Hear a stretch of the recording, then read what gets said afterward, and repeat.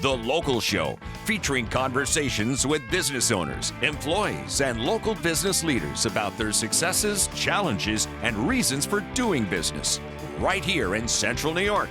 The Local Show is locally produced by Zoey Advertising. Now your hosts, Tom and Steve. All the world's a stage, and Steve is just a turnip on it. Come on. Just a bag of produce hanging out. Yeah, well, a few too many carbs this summer. It's that whole, well, you're all trim and strong and very strong. Pressing and moving, and at least I amaze myself sometimes. Your weight is a lot of muscle. Mine's just weight. Right. Yeah, somebody accused me. You still walking? Yeah, oh yeah. Now, I stopped, well, actually, that's not true, because I did a walk right after our morning meeting. I went out for the walk. Okay. And I forced myself. I said, I'm going to go right out, do a loop, and then come back to the computer. I walk the dog, but usually over to the dog park area, and then I sit on my behind. Right. It's kind of the role. But I did that walk, but I usually walk more when Kelly was well, but, she's got the eye thing going on again, and, so it's not as fun to walk alone. So then I'll just spend the time over at the gym. But somebody over there accused me of being like 40, and they thought I was just razzing them. What was the name of their seeing eye dog? Yeah, I know. That's what Nicholas said. He goes, you don't look 40, you look more like you're 42. And I said, well, thanks, Nick. I said, but the point is I'm 60, and that's a big spread. So that's all I know. So, well, I can do that. I might end up dead tomorrow, but at least for now, I'm looking good. Anyway, we've got a guy who's looking good on the show with us. Check us out on YouTube, by the way. You might want to look at that and like us and follow us and all that. His name is Phil Grajko, and he's the secretary and treasurer of Viking Cleaning Service. How are you, my friend? I'm doing good. How you doing? Very good. I'd like to be really good friends with you and have you come over and maybe replace my wife. We could talk about it. Yeah. Tom's that guy that has everything he ever bought in his life in his car, so I don't think you want to partner with Tom. Do you do residential cleaning, or are you just commercial? We started out doing residential, and we kind of just phased out of it and are just doing fully commercial now. I see. Yep. And that's big business around here, is it? It can be. Yeah. It just, it's funny. Residential, you do get connected with the clients over years. And we had clients for up to 20 years. Oh, wow. Yeah, that's all. And what ends up happening is, they get their knickknacks knocked over. And, but we just found that the commercial side was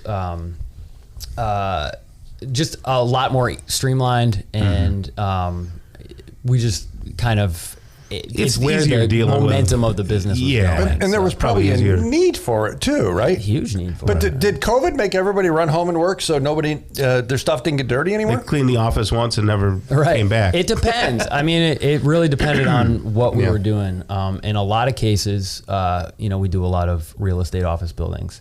Oh, okay. And so they stayed open. They kept a lot of those real estate agents would keep working. Mm-hmm. And so a lot of times we needed increased cleaning, more disinfectant. And so a lot of our larger clients actually upped the amount of cleaning that we had. So is it more evenings and nights, or because if right now somebody came in the studio move Tom's computer and his mic, that would be a little awkward. Yep, we would come in. Usually we do, for most of the accounts, we'll do like a midweek evening cleaning. Okay. After hours, and then a weekend cleaning. And we find that, the midweek is like a touch up, and then the weekend cleaning is like the really big thorough one. The ladies call that the hard cleaning. I don't know what that, to me, cleaning anything is hard. Yeah, it really depends. So now, did you train for this, Phil? Or did you go to college for cleaning? No, not at all. I was very young when I started pushing a vacuum around. Really? So did you end up going to college, or no? I did go to school. I went to school out in Boston, and then I came home, but it's been a family business the whole time. So mom, dad, mom, dad, siblings, and they're still involved. My sister as well. So we bought the company in '99. It had been started by a guy in Cazenovia in '71. Oh, wow. He had, I think, 4 employees and only served the Syracuse area. Okay. And then my parents had been in the airlines. What, hanging out, panhandling? Yeah, just hanging out. What are they doing in the airlines? Tom loves to fly. Tell me more. What they do for the airlines? Were they Dad pilots? was a commercial pilot. Mom was a flight attendant. They met in the airlines, and then it was just gone a lot. For those people on YouTube, you can see Dad. I'm assuming that's Dad in the background. That's him. Yeah, he's a good-looking guy. Yeah, you and I could go. We could go out picking up chicks together. Yeah, that's right. Not in an airplane with you, Tom. Not in an airplane. Tom I hate flying. So, Mom started cleaning houses on the side. Yeah. And Dad was still cleaning. Or, I'm sorry, he was flying. Right. Last airline went under in 98, and they'd already kind of built up a decent residential client base. And we bought the company, built it out from there. Now we have 24 employees. Fabulous. Wow, yeah, that's a lot. We have, accounts in Buffalo, Rochester, Canandaigua. What's an ideal account? Like you think, hey, this is kind of our sweet spot. What is it? Is it maybe square footage or amount of employees or locations? We could clean this place. This would be perfect. Okay. Yeah. This is tiny. We don't do a lot of like huge, huge office buildings. Exactly. Yeah.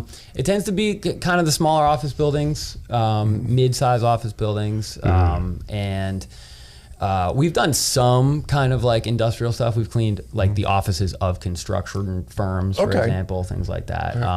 We've done a lot of dental offices over the years. Are people uptight letting people into their office space after hours? It just totally depends. It totally depends on the people. Do you guys have to have special clearance for anything that you do?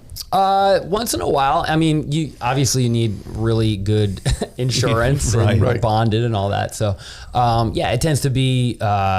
You just kind of build a relationship. But you don't need like a high security clearance or anything to be in the business. No, and sometimes, like we've cleaned banks before, and obviously there's no money there. Exactly. There's protocols, but really it's just you build a relationship with the client, and that's the most important. You haven't gone after any airports? I would imagine cleaning in the airports would be something you're familiar with. It would be, yeah. I don't think there's a lot of money in that. Okay. No, they say how to make money in aviation. Start with a big number.